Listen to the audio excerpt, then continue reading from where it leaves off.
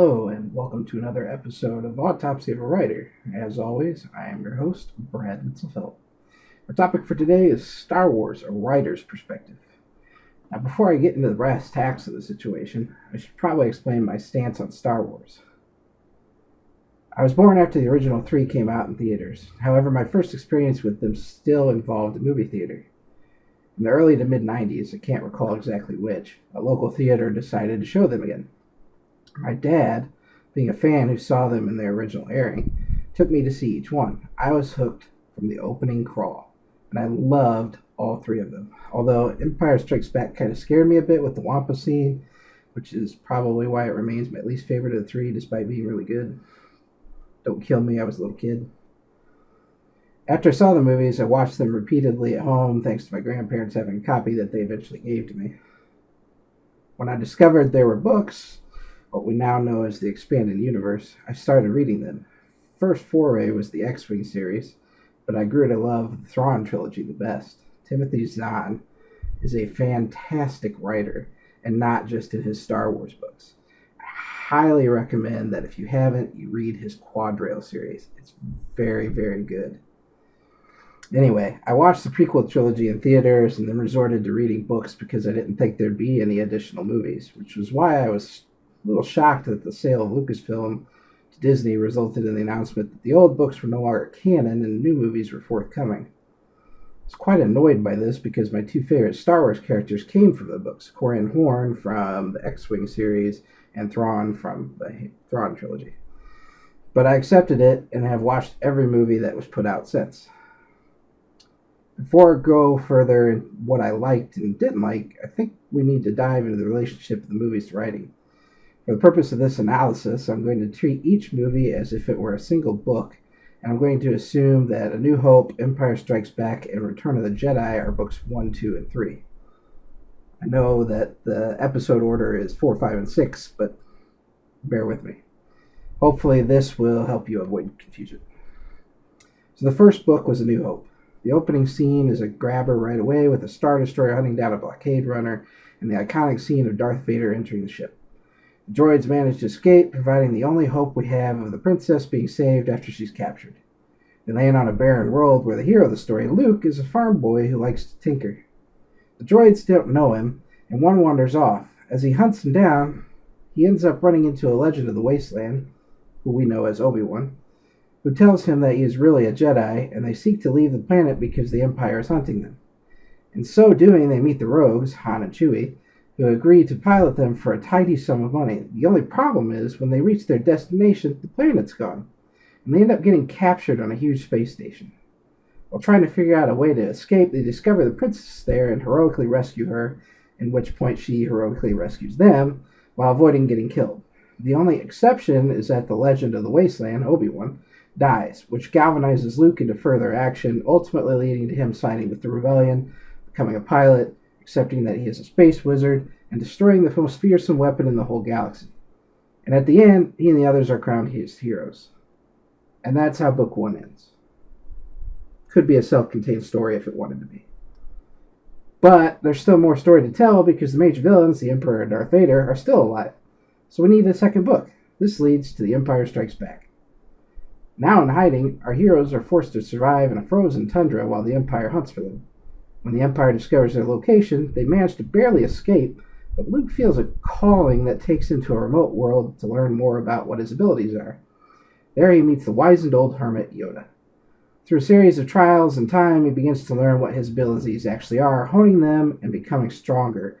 But danger lurks among his friends, and so, against Yoda's wishes, Luke leaves and goes to rescue his friends on Bespin.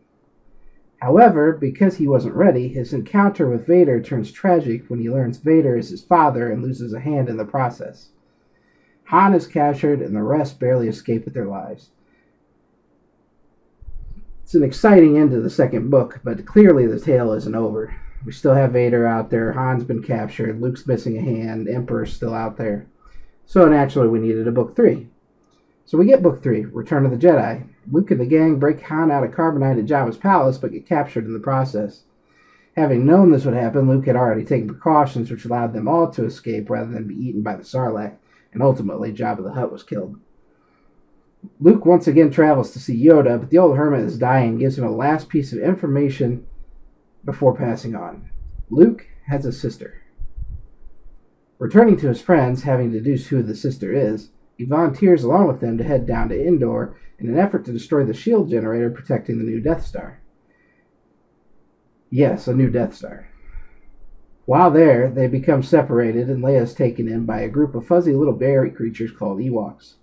The others manage to get themselves captured by these furballs, and Luke uses his abilities to convince them that C-3PO is their god, and so they all end up freed and eventually become honorary members of the tribe. Luke has felt Vader's presence and knows that Vader is aware he is there, and so to protect the others, he decides to leave, but not before telling Leia, that's the princess, that she is his sister. Luke turns himself in, and Vader takes him up to the Death Star to face the Emperor. The two Sith, that's Vader and the Emperor, goad him into battle, and Luke eventually bests his father, but the Emperor is far more powerful. Luke refuses to turn to the dark side, and so the Emperor tries to kill him with his little lightning fingers, Force lightning. The last shred of humanity within Vader, and perhaps a love for the woman who bore him the twins, causes Vader to grab the Emperor and throw him down a shaft where he eventually dies. Luke manages to then redeem his father through this act, but his father still dies, and with him all the main evil of the galaxy dies. That makes a fitting end to the trilogy, as we can logically deduce the rebellion, after this point, will hunt down the remaining Imperials and destroy the last vestiges of the Empire, or at least run them out of the main part of the galaxy and, send them packing. So we have a complete trilogy. The story is entirely contained with beginning, a middle, and end, and doesn't need any further explanation. Or does it? There's several lingering questions that might need answers. Where did the rebels get the Death Star plans from in A New Hope, and why was the first Death Star built with such a design flaw? Why weren't Luke and Leia raised together if they're siblings, and how did their father not know they existed? For that matter, why was their father evil when they were so inherently good? Because of these questions, it became necessary to create a series of films to give us answers. Thus, the prequel trilogy was born. In the first of these, The Phantom Menace, we meet a young Obi-Wan and his master, Qui-Gon Jinn, who are trying to stop a war from breaking out on Naboo. They fail because, unbeknownst to them, and the reason for the title, a Sith Lord is manipulating the entire galaxy from behind the scenes. In their hurry to escape with the world's queen, their ship is damaged and they are forced to land on Tatooine. Yes, the same planet from A New Hope. Here they meet a young Anakin Skywalker, who we realize is the person that becomes Darth Vader. But he is only a young boy, and he has a heart to help others. He enters a pod race so they can get enough money to fix their ship. He manages to win, which gets them what they need, and secures his freedom. So the Jedi decide they're going to take him with them because he has this powerful force potential that both of them have felt and tested, and they just can't ignore it. As they leave, they are attacked by the Sith Lord Darth Maul. They valiantly fend him off and head to Coruscant to get help before making a hasty return to Naboo and fight off the enemy on their own. Anakin, during this time, accidentally ends up in space in a starfighter and destroys a massive droid control ship while Qui-Gon and Obi-Wan are busy fighting Darth Maul on the ground. Qui-Gon dies, but Obi-Wan manages to defeat Maul, and then promises to train Anakin despite the Council not wanting him to be trained. That ends the first prequel book. In the next book, Attack of the Clones, much older Obi-Wan and Anakin are tasked with protecting former Queen Amidala from assassins. They manage to do so, and Anakin realizes his love for Padme. While Obi-Wan is sent off to investigate rumors of a clone army being built and hunting down an assassin who turns out to be Jango Fett, Boba Fett's father, Anakin and Padme run off to Naboo, where the two quickly fall in love with one another. Disturbed by dreams, they return to Tatooine to find out Anakin's mother has been captured and then subsequently killed by a group of Tusken Raiders. Angered by this, Anakin slaughters the entire village before returning to Padme. They receive a distress signal and head to the world of Geonosis, where Obi-Wan has been captured. Ultimately, they are also captured and are forced to fight great beasts in order to escape. They're about to be killed when the Jedi reveal themselves, and a huge battle ensues that leads to Jango Fett's death, and the Dark Jedi Count Dooku flees. A huge war breaks out with the clone army of the Republic fighting against the droid army of the Separatists. Anakin and Obi-Wan chase down Dooku, but are ultimately defeated, with Anakin losing an arm in the process. Yoda fights Dooku, but he manages to escape, setting up the beginning of a war which spans into Book 3. So far, we've followed the exact same formula of the original trilogy. Book 3, Revenge of the Sith, begins with a huge space battle above Coruscant that the Republic ultimately wins. Chancellor Palpatine, who is really Darth Sidious, has been captured, in quotation marks, and Anakin and Obi-Wan must save him. In the process, Anakin gives in to his hatred and beheads Dooku against the wishes of Obi-Wan and at the insistence of Palpatine. They crash back to Coruscant, but everyone is alright. Sometime later, after Anakin and Padme are married, she becomes pregnant and Anakin starts getting dreams of her demise. In a meeting with Palpatine, he is appointed to the Council and told a story of a Sith that could stop death. The Council accepts him, but does not make him a Jedi Master, which angers him, and Palpatine manipulates the young Jedi's mind, making him think that the Council has become corrupted and is out to destroy the Republic. Obi-Wan is sent on a mission in which he faces down and ultimately defeats the general leading the Separatist forces. While this happens, however, Palpatine takes full control of the Republic, installing himself as Emperor. Anakin reports this to the Jedi, who send 4 Jedi to face off against Palpatine. 3 are killed, and only Mace Windu remains, who manages to defeat Palpatine. Before he can cut him down, however, Palpatine convinces Anakin that only he can save Padme, so Anakin stops Windu from killing Palpatine, who ultimately kills Windu. He makes Anakin his student and renames him Darth Vader, sending him to wipe out the Jedi at the Jedi Temple while instituting the infamous Order 66. Around the galaxy, most of the Jedi are quickly turned on and killed by the clones. All of those of the Temple are slain by Vader, including the children. Obi-Wan and Yoda manage to survive. Obi-Wan sneaks aboard a ship with Padme to follow her to Mustafar, where Anakin was sent to destroy the remainder of the Separatists. Anakin, who believed Padme was going to die from unknown causes, ultimately snaps at Padme when Obi-Wan appears from a ship, and chokes her into unconsciousness before fighting Obi-Wan. Being more experienced, Obi-Wan ultimately wins and leaves Anakin to die, missing all of his limbs and sliding towards the lava. Anakin lives and is given cybernetic parts, which transforms him into the iconic Darth Vader of the originals. Meanwhile, Padme dies in childbirth, and the children are separated as the 2 remaining Jedi go into hiding. Anakin is told Padme died, and this rage unites him against the Jedi alongside the Emperor, beginning the terrorism of the galaxy by the Galactic Empire of the original movies. This ends the prequel saga and essentially answers all the lingering questions that the originals had, with the exception of the question about the Death Star plans and design. When I saw these, I didn't have a desire for further movies to be made. I didn't expect them to be made. I thought the movies captured everything needed and the books filled in the gaps. To me, it was perfect. But it would seem others didn't think so.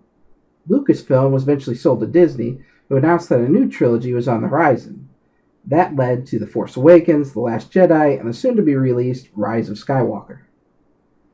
I find these 3 movies to be entirely unnecessary. At some point, we as writers can look at this and realize that perhaps it is best, when writing a series, to have an end in mind, and when we reach that end, we allow it to actually be the end, rather than trying to create another story where there wasn't one to be created. While I enjoyed The Force Awakens, the cinematography was phenomenal, and to be on the Star Wars universe again was great, the fact that it was an amalgamation of A New Hope and Empire Strikes Back really kind of made the film lackluster, as it had no point or meaning to the story of the Skywalkers. The Last Jedi only further solidified that when the villain was made completely incompetent in favor of a spoiled whiny brat, and ultimately Luke was ruined as a character. I'm not going to discuss tropes here, so even though Rey is the perfect example of a Mary Sue, I'll let that slide. These 3 films feel entirely unnecessary to the Star Wars universe and frankly, detract from the original storyline. Now, before people start attacking me and saying I just don't like them because they have a female lead, I loved Rogue One. This was a spin-off film, not a part of the trilogy line, and that, I think, is the only truly appropriate way to continue making movies about Star Wars. Not films about the original characters or their ascendants, That story is over and should remain over, but stories of the others in the galaxy. Remember how I talked earlier about unanswered questions? 2 of those questions pertain to how the rebels got the Death Star plans and why there was an obvious flaw in the design. Well, the female lead in Rogue One gave us the answer to those questions. I love that story. The ending was dark, but it also set up how the beginning of A New Hope really was hope for the galaxy. Jyn Erso is a powerful character with a lasting impact. There's no relation to the Skywalkers. But her story was great. In looking at the saga of Star Wars, it can clearly be said that if all we had for movies were the prequels, the original trilogy, and Rogue One, we have an amazing series of films. As writers, we need to recognize when the story is done and let it go. Milking it for likes or money isn't what writing is about. It's what big companies like Disney are about. We should strive to tell a good story that pleases the people that read it. If we make some money along the way, that's great. But it shouldn't be the focus of our writing. The best writing comes from writing something you love, not something that you think will make you a ton of money. For the record, yes, I'm going to keep seeing all the Star Wars movies because I love the universe. But that doesn't mean I have to think the movies are great. I might be super critical of them if they continue to follow the Skywalker line. If anyone at Disney is smart, we will end up, after Rise of Skywalker, with stories that have nothing to do with them. People would be much happier then. And if anyone is interested in my hopeful theory for Rise of Skywalker, it will, like Return of the Jedi, be a redemption story in which we discover that Rey is, in fact, a clone of Palpatine that was awakened after his demise in order for her to become a host to his Force ghost when they go back to where the Emperor died. In so doing, the First Order, being really the remnants of the Empire, will kick Kylo Ren to the curb, fly to their new Emperor. Kylo will go through a series of mental conflicts over what he's done after the realization that he is expendable and that Vader became good dawns on him. And ultimately he will return as Ben Solo, side with the Resistance, and be forced to defeat the new Emperor as his grandfather did before. I doubt that will happen, but there's nothing wrong with a bit of wishful thinking, right? So I hope you've enjoyed this discussion of Star Wars and how it relates to writing. Hopefully it has enlightened you all to realize that every story has an ending point, and that milking it won't do anything good for it. Don't forget to go see Rise of Skywalker when it comes out and determine for yourself whether it was worth seeing. Don't buy into all the conspiracy theories and outrage you see. Make conclusions for yourself. And I hope you all have a nice day, and remember, write on.